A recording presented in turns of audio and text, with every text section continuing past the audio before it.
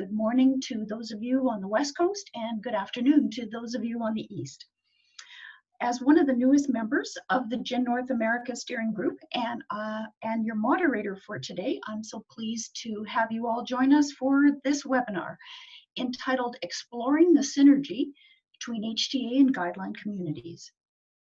Before we start, I'd like to take this opportunity to thank our colleagues with the American Academy of Neurology for kindly granting us access to their Zoom webinar platform today. We very much appreciate this generosity. And this is a great time for me to say a shout out hello to Jessica, who's, I believe, in Minneapolis, Minnesota today and assisting with the webinar. Hi, Jessica. So if you're new to our webinar series, the recording of this webinar will be available on the Guidelines International website next week. You can access all previous webinars on that GIN website as well.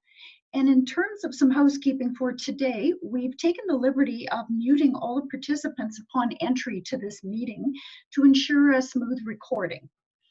We're going to plan for approximately 60 minutes of presentation from two presenters, and we've protected approximately 30 minutes at the end for questions as needed.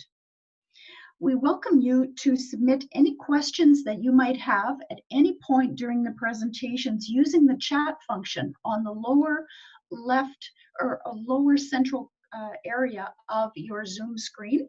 So you can simply click on that and enter your question.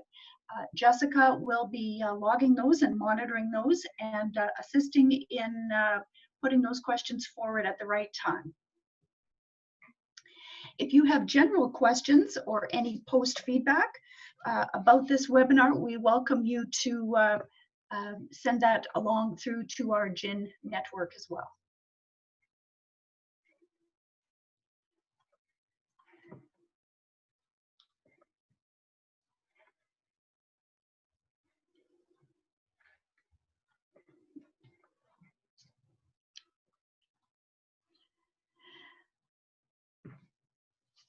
So this is the website where you can access previous GIN North America webinars.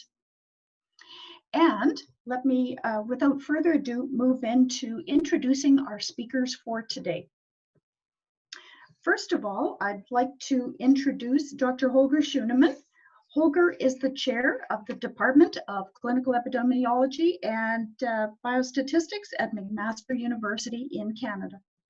He's director of Cochrane Canada and the McMaster Grade Center, and he's co-chair of the Grade Working Group. So welcome today. Our second speaker is Dr. Brian O'Rourke, President and Chief Executive Officer of CADTH here in Canada. Brian is the chair of the HTA Steering Committee and a member of the Scientific Advisory Council for the Center for Innovation in Regulatory Science. He's the chair of the ISPOR, Professional Society for Health Economics and Outreach Research, and serves as the board chair for the International Network of Agencies for Health Technology Assessment, otherwise known as INATA. Together, Holger and Brian co-chair the GINATA, or GINA-HTA, working group with our Guidelines International Network, and we're pleased to have them both with us today. Thank you both, and let's get started. So Jessica, with your assistance, we'll hand the screen over to Holger for our first presentation.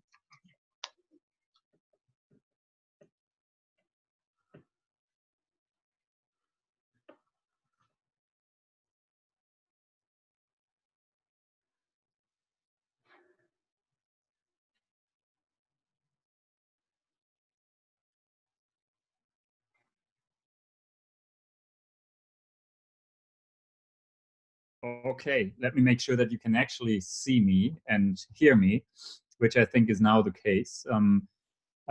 Thanks very much, Brenda-Lynn, for the introduction. And I'm just going to do a brief sound check with you or Jessica, and also want to make sure that by sharing my video, I would not be crashing any bandwidth, or that you have enough bandwidth to share video. Seems okay. somebody is in the chat, and okay, you can hear me fine, and I'm good. Okay, I'm ready to go then.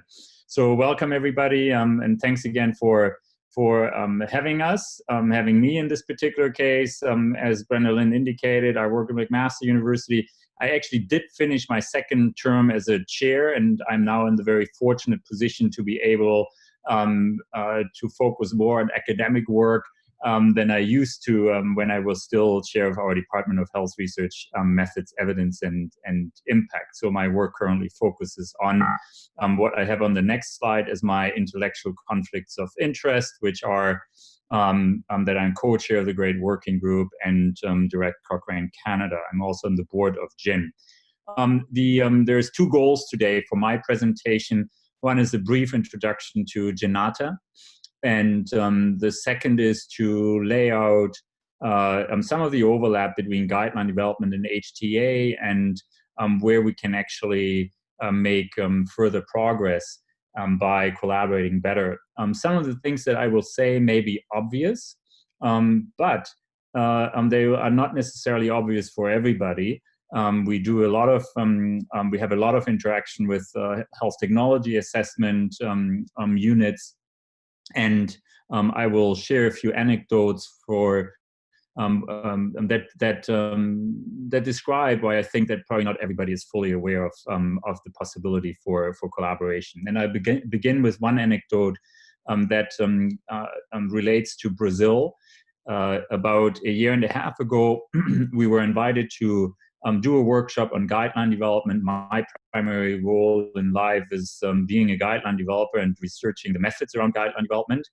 To that meeting, to that workshop, a good colleague of mine from Brazil had invited representatives of the Ministry of Health, and it happened that some people were working in the guideline department and others were working in the HTA department. And it turned out that they were not really communicating with each other because they didn't know that much of the work that they were doing was actually overlapping. But this is a success story because a very flexible group and innovative group of people then got together, and in no time did they create the collaboration that we hope we will achieve for the guideline and HTA community, not only in Brazil, but much, much beyond that. And also very relevant, Brenda Lynn was part of a workshop that we just held at the GIN 2019 conference in Adelaide, where we addressed similar issues, and we identified a number of areas for improvement, simply looking at some of the bigger both HTA and guideline developers that would have capacity in-house, but really did not necessarily create the links that are necessary. Okay, so I will provide an example for where a coordinated HTA and guideline development effort would possibly lead to even better guidelines, taking the guideline developer's perspective. But just in terms of background, I'm, as I said, I'm on the board of GIN, and I co-chair the Guideline International Network and INATA working group. The objectives of this working group are really to explore common methods, as we just described, to facilitate collaboration and sharing of products between the HTA community, represented by the International Network of Agencies and Health Technology Assessment, and the guideline community represented by the Guideline International Network. The working group is supposed to act as a facilitator for the joint efforts of the HTA and guideline community by identifying common methods, as was already described, identifying complementarities between the products of both communities, and elaborating a platform to promote collaboration and sharing products. That's very much what we will be trying to focus on today. Okay, so let me go to my next slide. This is just a brief overview that most of you are in the guidelines space are very familiar with. This is from the GIN McMaster checklist for guideline development, which basically tells you that there's lots of overlap between guideline development and HTA. And I will make this a little bit more explicit, but obviously focused questions are being addressed. There's a summary and synthesis of the evidence. In many, many scenarios, there is a judgment about the quality or the strength or the certainty of a body of evidence. Typically, HTA agencies develop some form of recommendations. Some have that. For some, it is very explicit. For some, it is less explicit. But many of the big HTA agencies obviously do make recommendations to bodies that act on that, and we can go through those examples. So there is quite a bit of overlap, in particular when it comes to also considering cost and budgets. For me, it is easy to conceptualize guideline development in the context of decision criteria that lead to a recommendation. And my goal here today is not to make advertisement for GRADE. Therefore, GRADE is not appearing, I think, on hardly any of the slides. It's really thinking about guidelines, and these evidence to decision criteria may be slightly different in other frameworks, but in principle, they consider similar issues. It has to do with how important a problem is. There are different signaling questions, different types of information that would influence a judgment. Ideally, this would be based on a really systematic review of the relevant evidence, the benefits and harms of the technologies that are being considered, how certain we are in the evidence. That is true for any of these criteria, how the certainty of the evidence is relevant for any of these criteria, just to emphasize that. Values or utilities are relevant for guideline development in the evidence to decision frameworks. I talked about resource use and cost effectiveness analyses. Considerations around equity, acceptability, and feasibility are relevant in the context of developing, in particular, guidelines that take a perspective that is broader than just the simple patient perspective. And all of that information should be supported by systematic reviews. And that systematic, this evidence synthesis or the systematic reviews then require an assessment of the evidence that is included on the basis of hopefully pre-prepared methods. And this assessment is very similar in the space of health technology assessment when it comes to coverage or health policy decisions.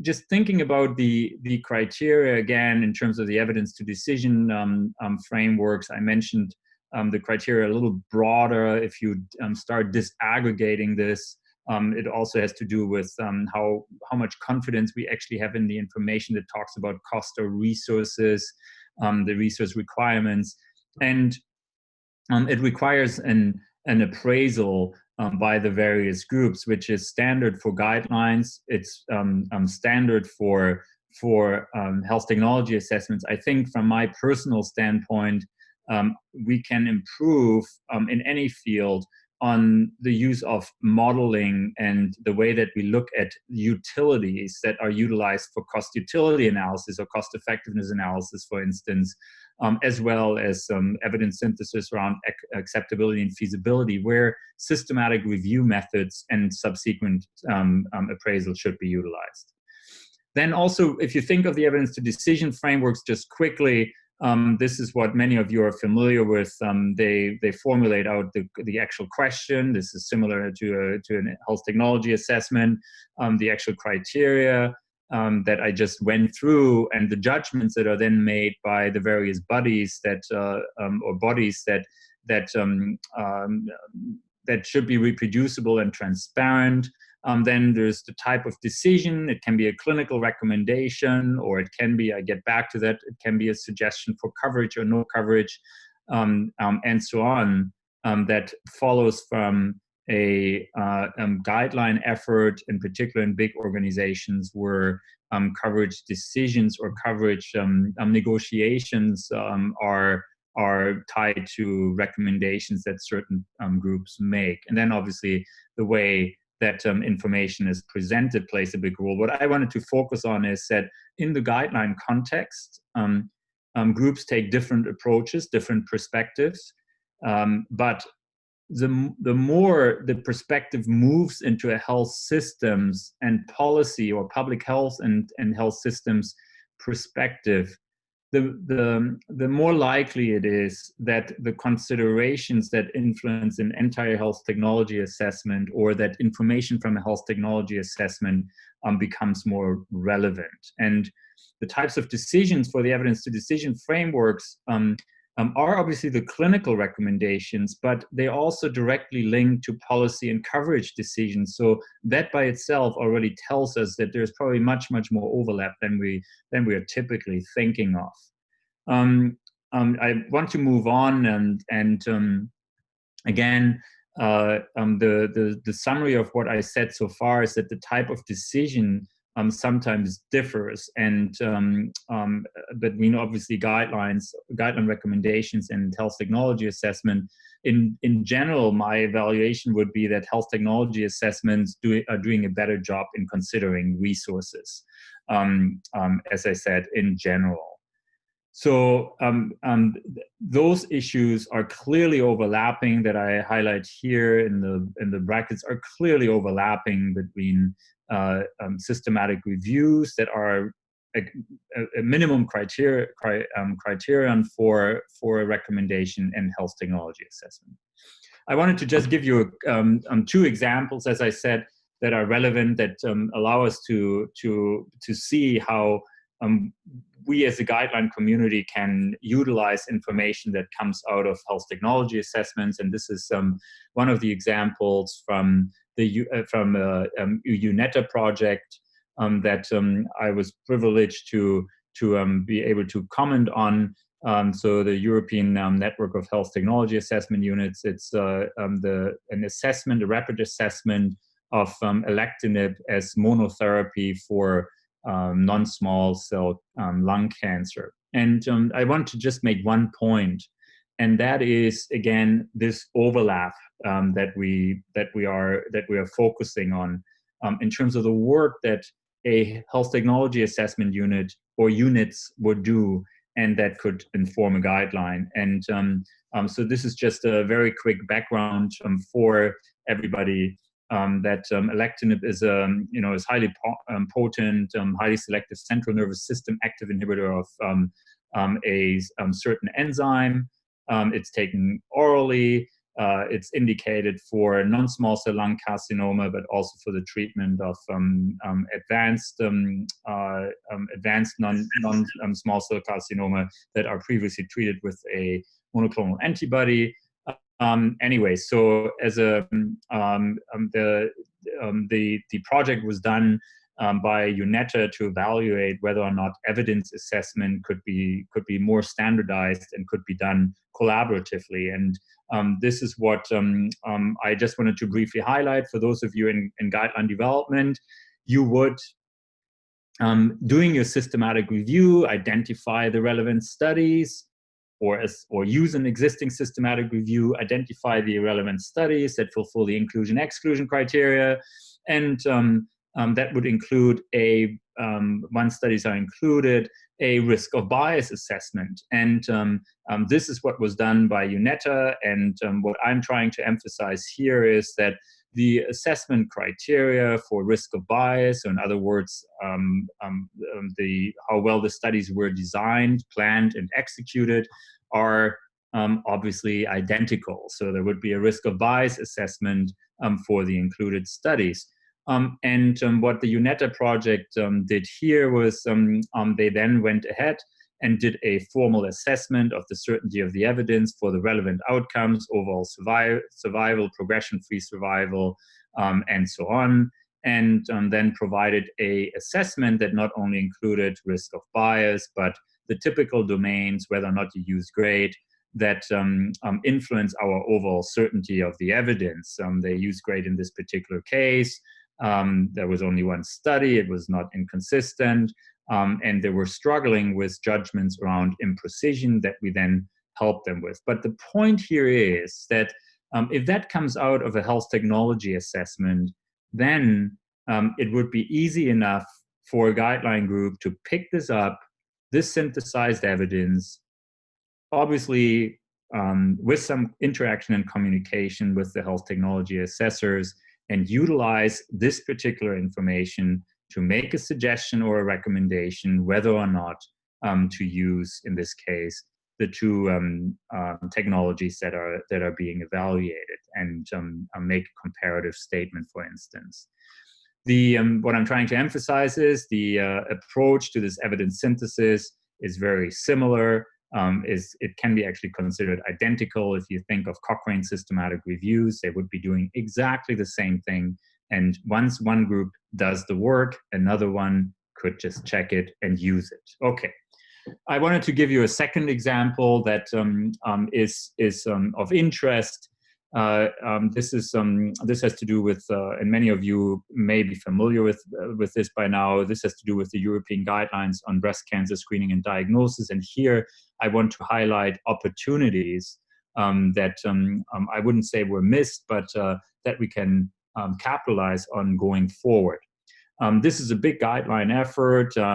We just published the second of the two papers in the annals, basically a synopsis of these breast guidelines. We previously published the methods in great detail. These are European Commission initiated guidelines that are valid or that should be implemented all over Europe, but have already seen adaptation to other countries, one of them being Tunisia, and an effort in China and in Chile is currently undergoing. But essentially, what the group did for this particular guideline was they went through the evidence to decision criteria and frameworks and included all of the criteria that I just described.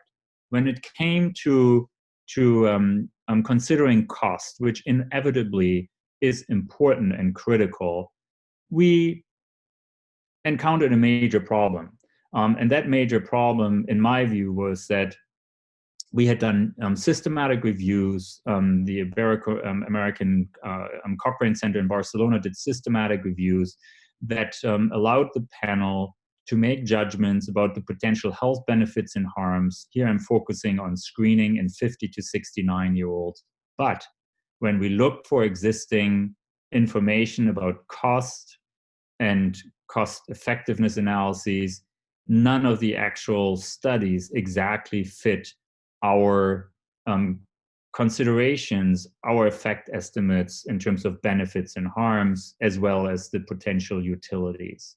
And that obviously created some degree, it did create a lot of indirectness, but it also created an opportunity that going forward, I think organizations can capitalize on, and that would be that the relevant health technology assessment units would be brought in and would be doing the modeling on the basis of the effect estimates that we use from systematic reviews that deal with the intervention benefits and harms. So we didn't do it there, but I think it's a good opportunity to move forward and say, here are the existing cost utility analysis, some of them from HTA assessments or HTAs, sorry, and do it better in the future so that we would have better information and be more certain in the actual cost considerations that we are undertaking by really using direct evidence for these evaluations. So I wanted to just highlight that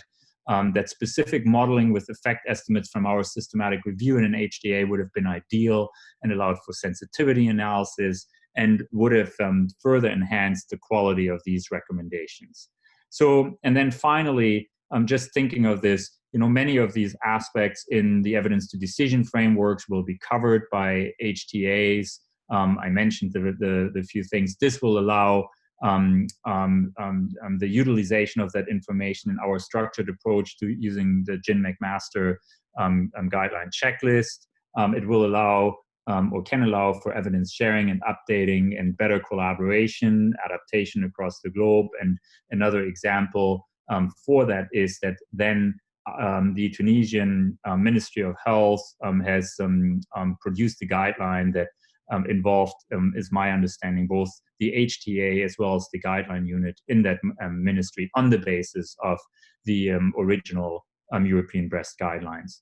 And these recommendations then would be better informed and could present better cost information. As I said, the direct modeling would have strengthened the work and allowed for easier adaptation if we had done sensitivity analysis for different settings.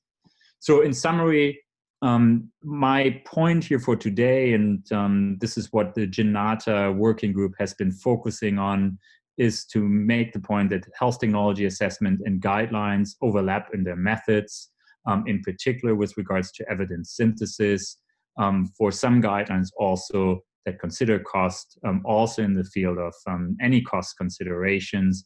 And we hope that you get involved with GINATA. Thanks very much for your attention. Thank you so much, Dr. Schoenemann. Really appreciate your presentation.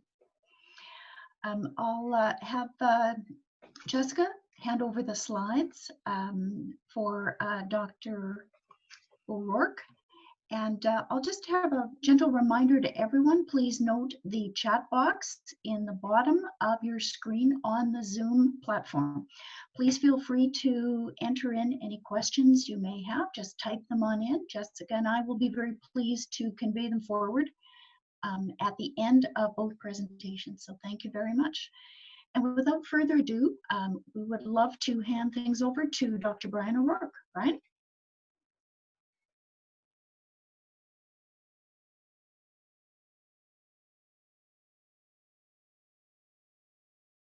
Since we tried to bring the guidelines and the HTA community together to create this GINATA working group a number of years ago.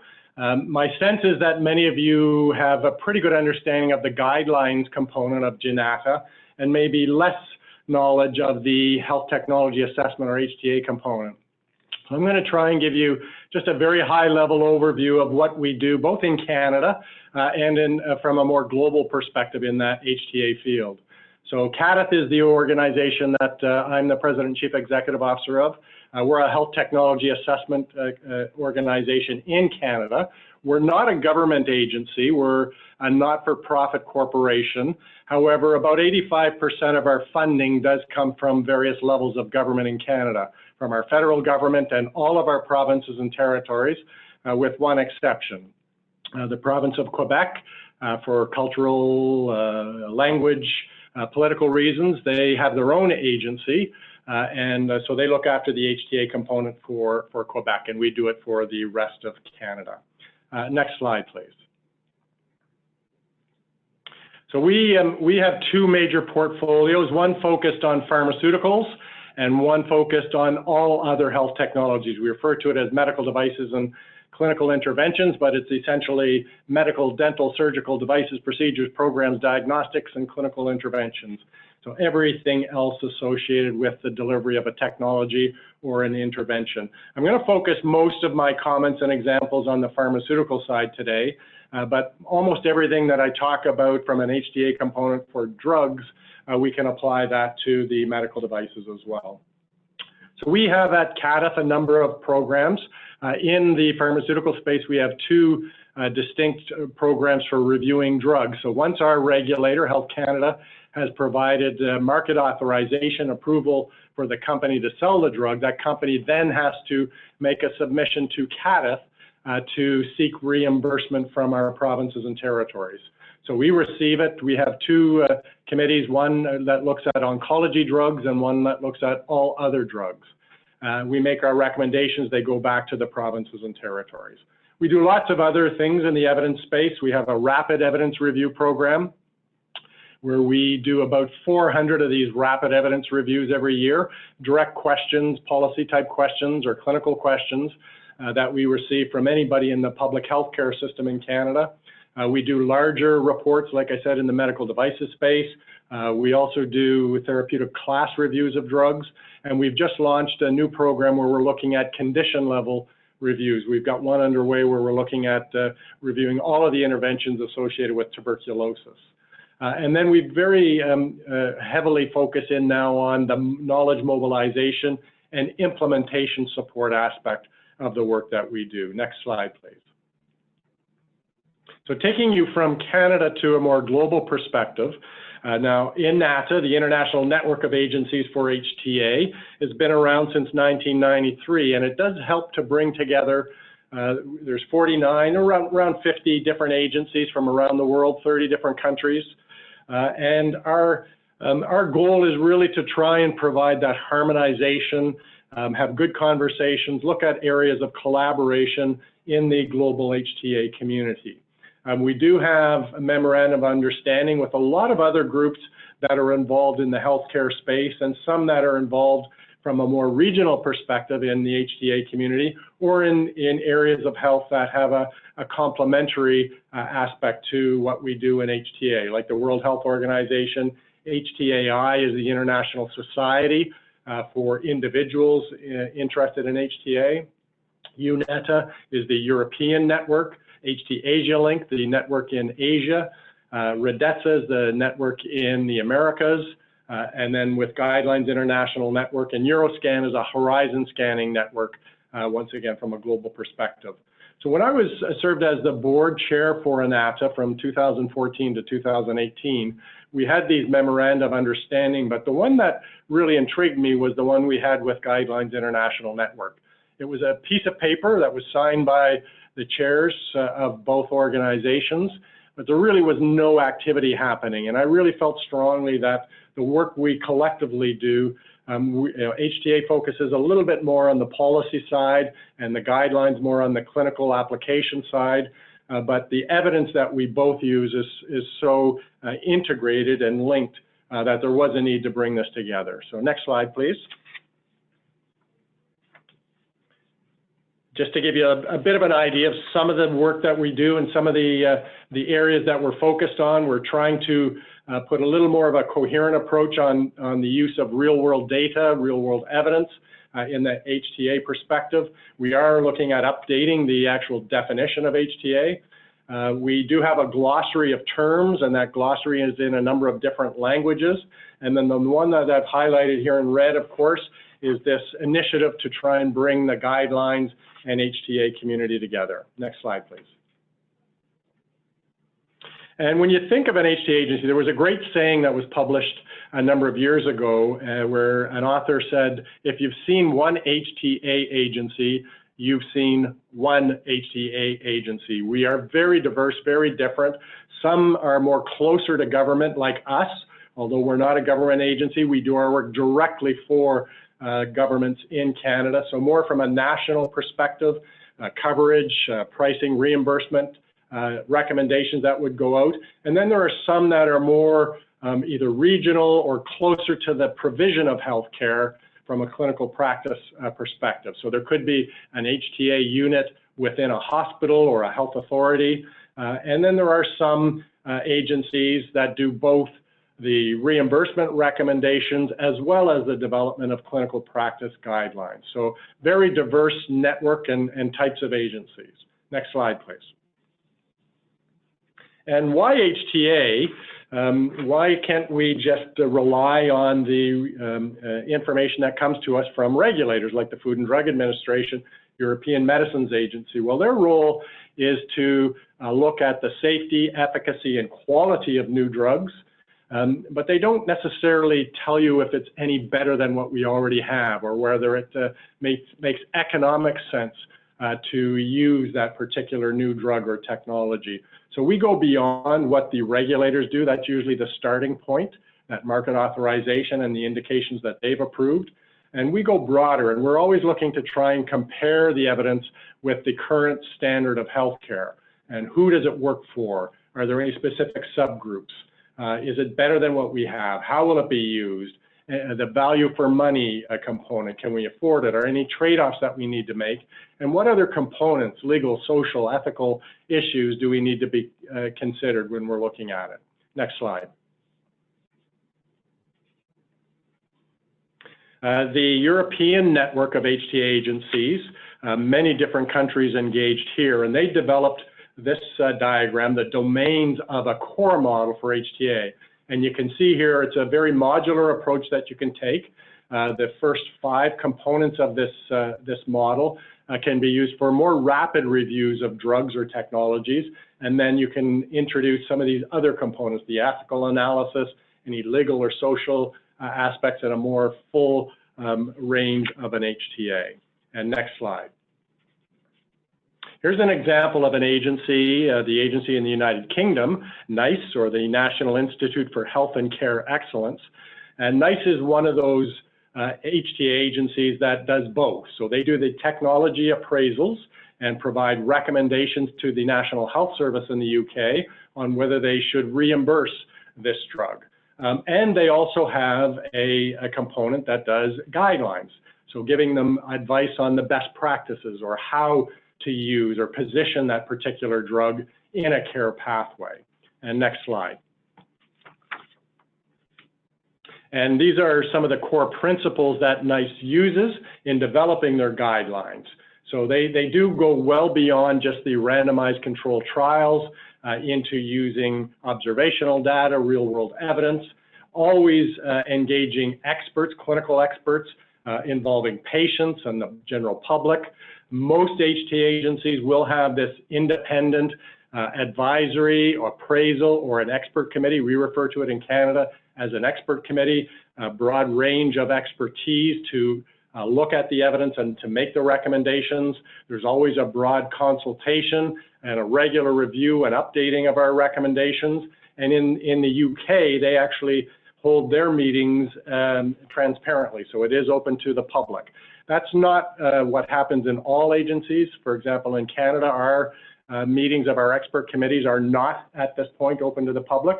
We are looking at that and trying to see best practices from other countries. And next slide, please.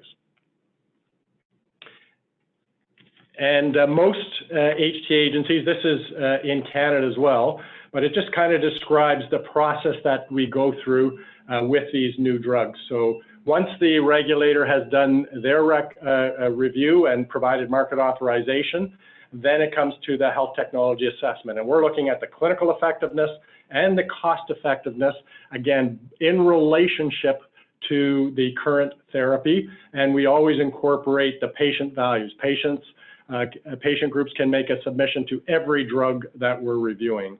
Now, most recently, we've done lots of collaboration with our regulator in Canada, and we now do, the majority of our drug reviews are done in parallel with them.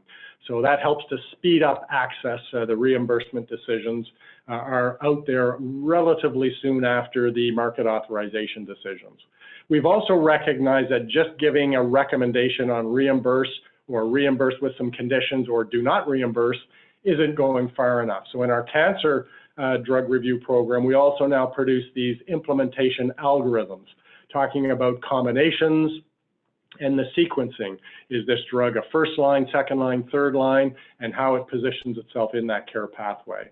And then once we've done our work as well, our recommendations then go to a body that does joint or central price negotiation. It's called the Pan-Canadian Pharmaceutical Alliance, and they use the economic and the clinical recommendations we make, the incremental cost effectiveness review. So we use the quality adjusted life year and come out with this metric of a cost per quality adjusted life year. But we're also looking at the budget impact, and all of that is utilized for this Pan-Canadian Pharmaceutical Alliance to work with a manufacturer to come up with a negotiated agreement. And next slide, please. This is just an example of the deliberative framework that our expert body uses. Most HTA agencies will have some form of this deliberation. So looking at the clinical benefit, the harms, the economic component, the patient values, and then we've also incorporated how feasible is it to adopt the recommendations that we make out of our expert committee. So as we integrate that with our policymakers across Canada. And next slide, please. So I've talked a lot about the actual health technology assessment and where we currently are with that. But what we're starting to see is a real shift in how we do our work in the HTA community. And a lot of it is based on what I've referred to here as this perfect storm of challenges for health systems. The pipelines are exploding in the pharmaceutical companies. If you look back just to 2018, the Food and Drug Administration, typically over the last 10 years, on average, they approved 33 new drugs, new chemical entities.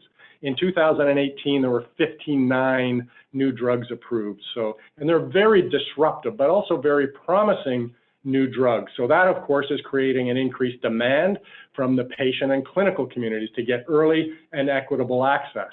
The regulators around the world are hearing this as well, and they've all launched and introduced accelerated approaches to their approval process, which really makes our work a little more challenging because the clinical studies and the evidence that they're using is quite sparse at times, and making our assessments and our economic modeling very challenging.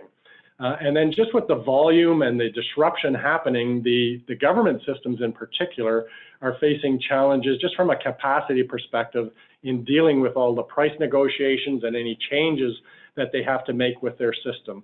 And these robust pipelines are usually associated with very expensive new therapies, and it is creating an affordability crisis in almost every country in the world, including in the United States. Next slide, please. And we're really starting to see these new blockbusters, the traditional blockbuster, that billion-dollar drug, that there was a chemically synthesized drug used on massive numbers of patients at a relatively modest price. Well, now we have these niche type drugs, a lot of them biologic agents, large molecules. We see the gene and cell therapies, these so-called curative therapies. There's an explosion of drugs for treating rare diseases. Of those 59 drugs that the FDA approved in 2018, 58% of them were for treating an orphan disease of some sort. Immunotherapies and other cancer drugs, and there's really a combination mania happening within the cancer field. And we used to refer to expensive drugs for rare diseases, but now they're expensive drugs for more common diseases. So the combination of large numbers of patients to treat with a very expensive drug is again creating that challenge. And next slide, please. One of the things we did through INATA is we reached out to all of our agencies a couple of years ago, did a survey of what are some of the biggest challenges they're facing in their particular region of the world. We just recently published that. I've put the notification on the slide there of where it's been published. These are some of the top 5. So we're all fighting for the same type of resources: health economists, epidemiologists, people that have an understanding of some of the new methodologies. How do we best involve all of the different stakeholders, patients, citizens, the public, and clinicians, and even industry in the work that we do? All kinds of new and evolving methodologies and processes, real-world evidence, observational data, basket trials that are being used for these tumor-agnostic drugs. The data management in many parts of the world is very haphazard at best and hard to access. And the quality of the evidence when it gets to us, and we're seeing cancer drugs coming to us, single-arm studies, 20 patients in a phase 2 trial. And then fragmentation of the health systems around the world and lots of shifts in the political context. There's another group of challenges that we're facing, but I just focused on these top 5. So next slide, please. And that brings us down to, is the work we're doing in the HTA community like trying to put a square peg into the round hole of a guideline? Well, we have been chipping away slowly at that square peg so that the guidelines and the HTA do come closer together. Next slide, please. And this is what we have switched to. So we've switched from just talking about doing a health technology assessment to a broader concept of technology management, involving these kind of 4 key areas. Having that early identification of what's coming from a technology perspective or a new drug perspective, lots of horizon scanning, particularly things that are going to disrupt how we deliver healthcare. We really have to get much better at engaging with all of the key stakeholders involved in these technologies. And we've gone beyond this binary approach of doing our assessment following market authorization, very binary. We pick a point in time, we say yes or we say no, to this much more life cycle approach. So we are doing some of our assessments in the pre-market space, providing scientific advice even to the pharmaceutical companies on how to design their clinical trials.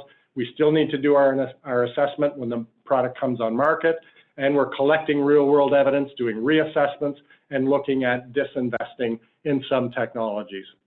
And more around the world, this is being done in collaboration with the regulators. And the one that I wanted to focus on the most is this last one, the evidence-informed implementation. And next slide, this is my last slide.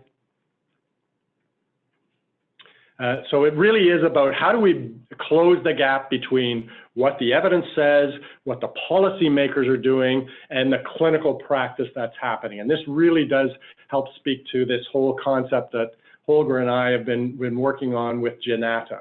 So both supporting the policy implementation through all those factors that I've listed, as well as the clinical implementation. And really they're focusing in on where are the areas that we should be aligning the work that the HTA agencies do and the guideline developers do. Brenda Lynn, I think I'll pause there and leave a little bit of time for questions. Great, thank you very much, Dr. O'Rourke. Really appreciate your presentation, and thank you to Dr. Schoeneman as well. Brian, you're right, we do have some time for questions, and we've received a first one here, which I'll read out. And this question is specifically for Dr. Schoeneman. So appraisal tools for clinical guidelines require that appraiser to keep in mind two things: the potential resource implications of applying those recommendations, and also the facilitators and barriers to application of those guidelines and recommendations. So do you have any pragmatic examples in which absence or presence of these items can lead to significant variation on how clinical recommendations are used? Yes, these are great questions. So thanks very much for that. So first of all, yes, the appraisal tools ask for resource implications. Our approach to guideline development has been now for years with WHO, with the European Commission, with the professional societies, to consider resources at the stage of the recommendation development. So that I think there's something hidden in the question and in the answer probably, and that has to do with do these resource considerations that were part of the panel guideline development group's decision apply to my setting. And I think that's the contextualization when you appraise a guideline. But the point that I'm trying to make is that resource considerations in many organizations, including cost effectiveness analysis, such as I showed, are already part of the guideline development. And the real question about implementation then is, do these resource considerations, do they look similar to what we have? And then the other question was around barriers. So in the ETDs, the evidence to decision frameworks, the criteria, one criterion relates to feasibility.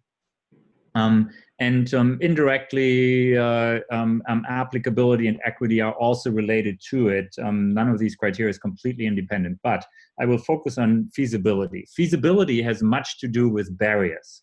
And I'll give you two examples very quickly. So the European breast guidelines are a good example for barriers to implementation. So for instance, while there's the European Union with its member states, one country, at least one, but I think it is only one, does not have an organized mammography screening program, and that is Greece. So when it comes to implementation of recommendations that deal with organized mammography screening, such as the ones that are issued by these European breast guidelines, an obvious barrier is to implementation if you have to completely set up a program from scratch and then making decisions about which age groups to start screening with, which would obviously probably be the ones that where there's a strong recommendation or where the anticipated health benefits and the related costs are optimized.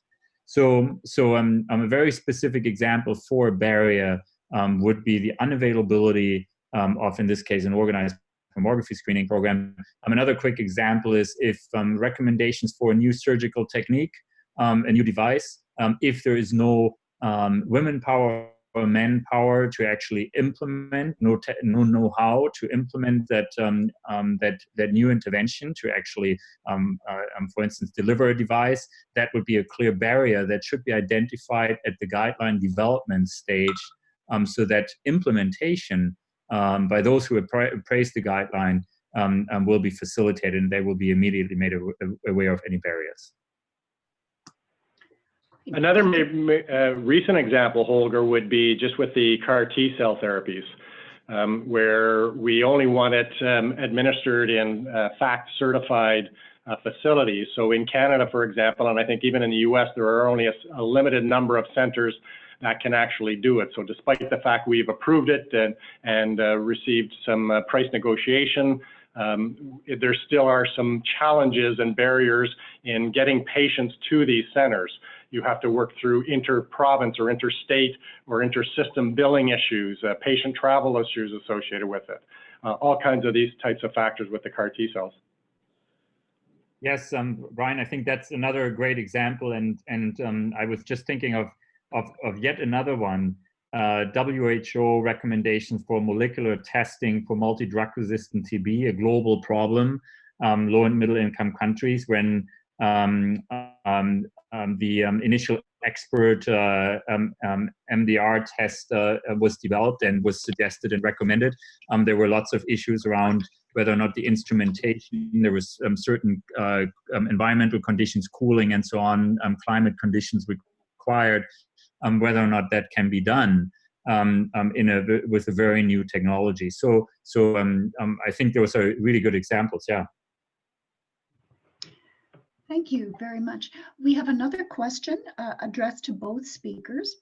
The question is, could the speakers address the role of real-world evidence in developing recommendations, especially in the absence of evidence of effectiveness from randomized controlled trials? I would be thrilled to take this question. I would be extremely thrilled first, and then maybe Brian wants to add to that. And what I will do is, if that's okay, I will do nothing else but share one quick slide, if I may. Can you give me the sharing rights, if that's the right term? Because that will inform my answer. Great. Yeah. We'll share the slides over to you.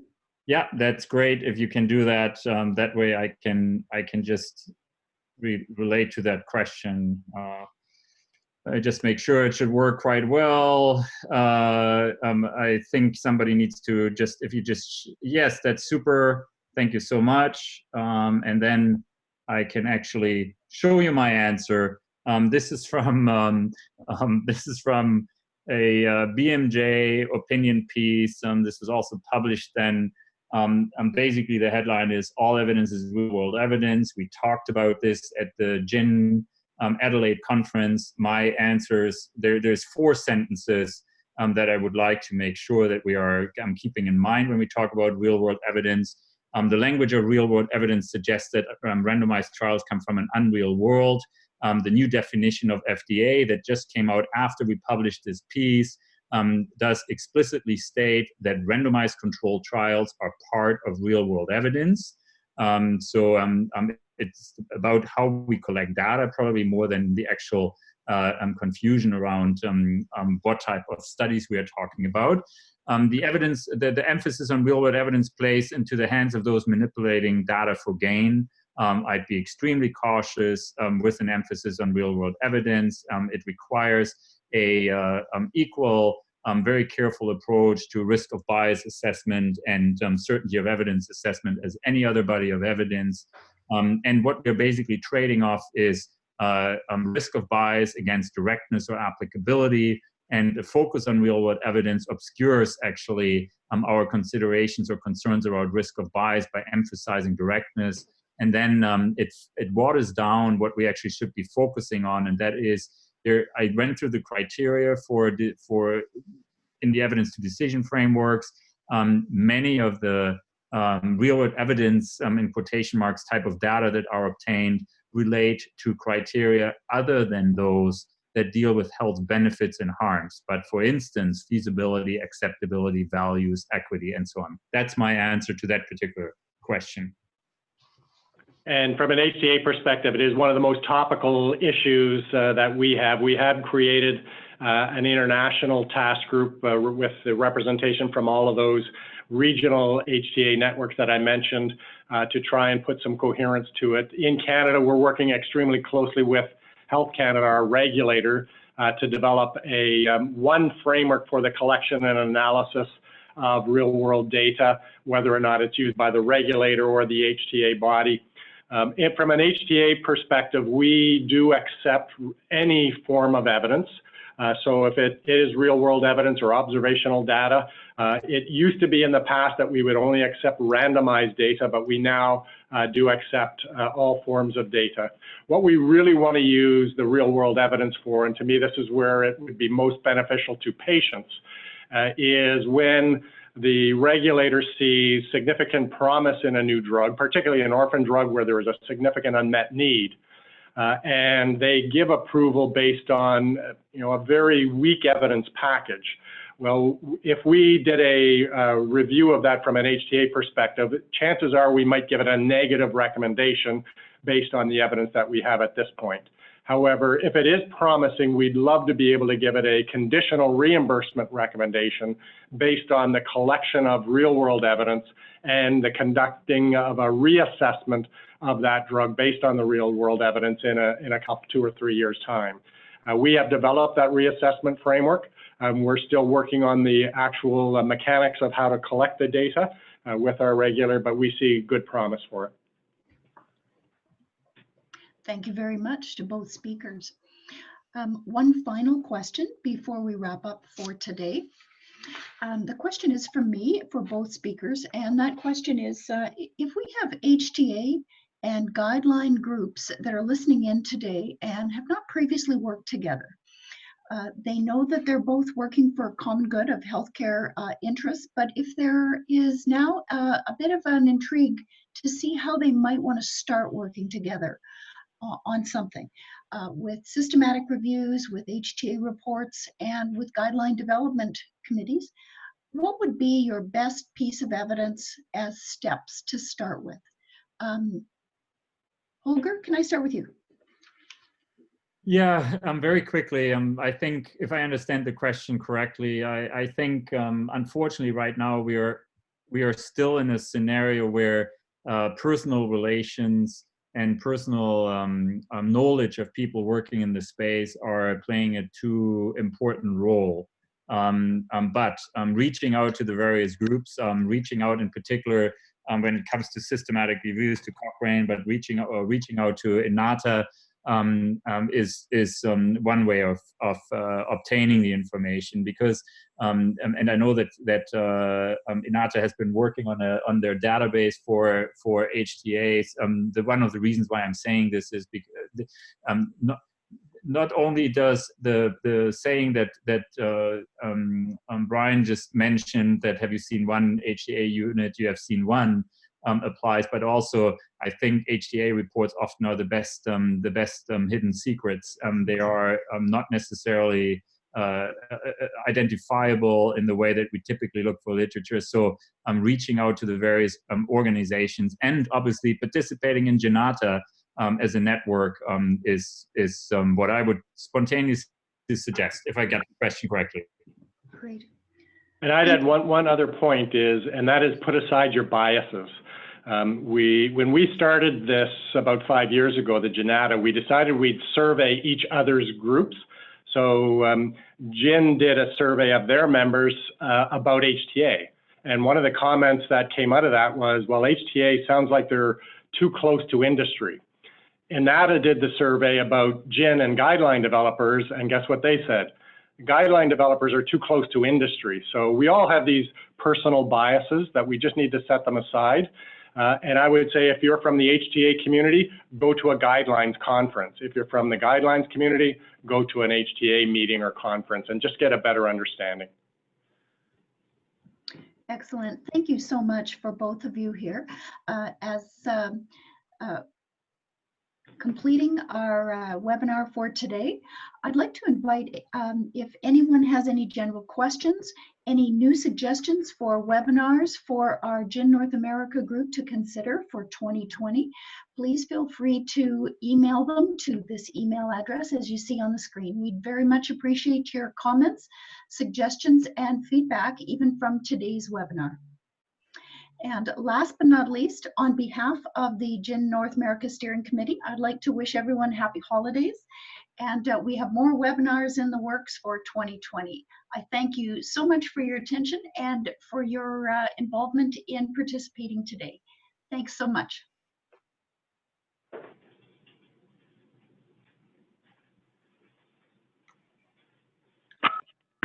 Thank you.